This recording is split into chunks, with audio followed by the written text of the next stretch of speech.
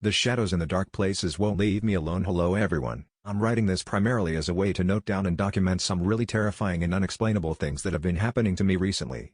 You will most likely not believe me, and I won't blame you if you don't. I will be writing this in parts as there is too much to type in one sitting, and I have a feeling it's not over yet either. I'll start from the beginning.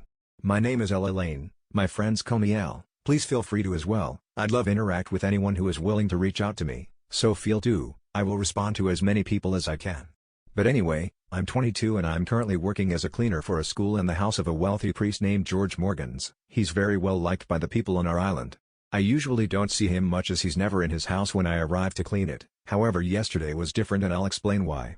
I was running a bit late to the Mr. Morgan's house yesterday. I'd had a really stressful and upsetting last few days after my dog Midnight went missing. My overthinking often gets the better of me, but how could he have disappeared when we left him in the house? I can't make any sense of it, but I hope he comes home. I'm really worried even if I act like I'm remaining calm. Mr. George Morgans was waiting outside his house for me when I arrived. He immediately shuffled over to me and said with open arms, "I heard about your dog. My condolences for your loss, Ella. My dog's not dead, he's just missing. He'll come home, someone will find him eventually." He did not respond, just kept his arms out as if offering a hug that I did not want or need. Ignoring that, I decided to change subjects. "Anyways, I'm surprised to see you here. Shouldn't you be out by now? Do you want me to come back later?" "No. I want you to be here right now, but you are welcome to come back later as well if you'd prefer. But I'd prefer you to just come clean now, me being here isn't going to make much of a difference surely." "Are you sure, Mr. Morgans? It would make much more sense for me to come back later when you're out. Like what if you make a mess or something while I'm cleaning or after I'm gone?" "Please just come in, Ella. There's no point us talking out here. It's cold. At least come in and have a cup of tea. What's the harm in having some tea?" I had thought. He's a nice enough old dude. Even if he's a bit odd, everyone really likes him, so I may as well chat to him for a bit even if I don't intend to stay very long. "Alright, how about this? I'll have a cup of tea for a bit and I'll just clean your house later on. I can make some time in the afternoon to clean your house properly." "Great. Come in then, I'll go get the kettle." I followed him in through into his kitchen as he patted a chair for me to sit on. It was a lovely brown chair with a carving of a happy-looking dog on the back. "Oh, I have a chair that looks just like this. It's lovely." He nodded and smiled warmly at me as I sat myself down. He briefly left the room and came back just as quickly, which I didn't think to question at the time. He turned to me with a grin. "I really appreciate the work you do for me, Ella. You're a star. Always cleaning my house and never complaining no matter how messy. I know many people think of you as an amazingly perfect woman, with a heart as pure as they come." I was quite caught off guard by this. Obviously, I'm not good with compliments as it is, but I did not like the way he was looking at me at all. Feeling uncomfortable, I shifted in my chair and nodded. I see. I just do what I'm paid to do. It's not a big deal." Honestly, he cut me off. No, I know you put in extra work. I've seen it myself. You go out of your way to clean up everything, even things I didn't ask you to.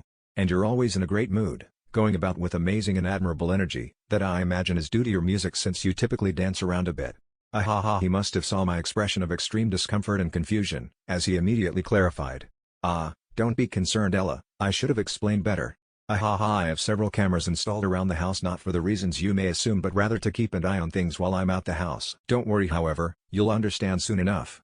It's important after all that you see it yourself." "What the hell are you talking about?" I jumped out of the chair and started backing away. Something was clearly wrong with him and I just wanted to get away from this immediately. I sprinted for the door, which to my terror was locked. When did he lock the door?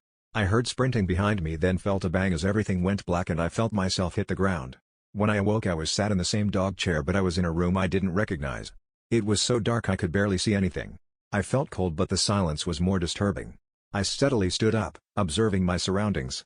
I walked around for a few minutes trying to figure out where I was. The cold stone floor and echoey sound that was easily made from not only my footsteps but also, and most notably, a distant dripping sound that made me realize there was a small passageway, very narrow, but there seemed to be no other noticeable passageway I could notice. How did I get in here anyway? And where's Mr. Morgans?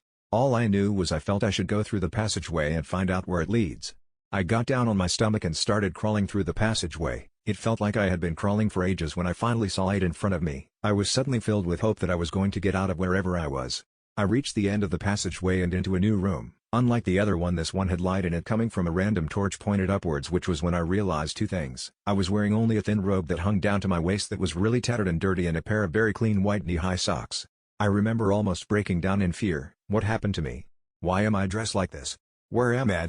I crouched down trying to collect myself, as I felt like if I had to focus on getting out of here, and eventually I was able to calm myself enough to stand back up, even if my legs were still shaking a little bit. I picked up the torch and shone it around the room.